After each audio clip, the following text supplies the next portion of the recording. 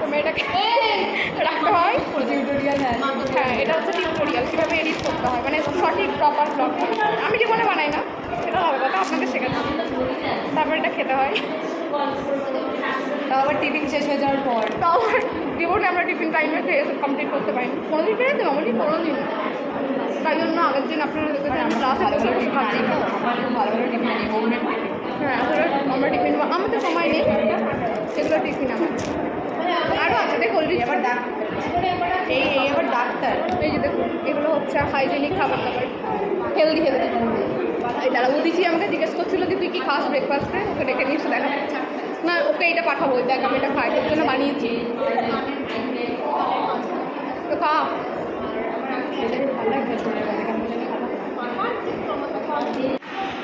গরিবের স্ট্যান্ড, এটার মধ্যে আমি ফোনটা রাখবো, 20 টাকা জলে বোতল, তাও পুরনো হয়ে গেছে। এটা আমার স্ট্যান্ড, এখন আপাতত এটা দিয়ে কাজে লাগানো হবে। দাঁড়ান, তারপরে দেখাচ্ছি কীভাবে শ্যুট করতে।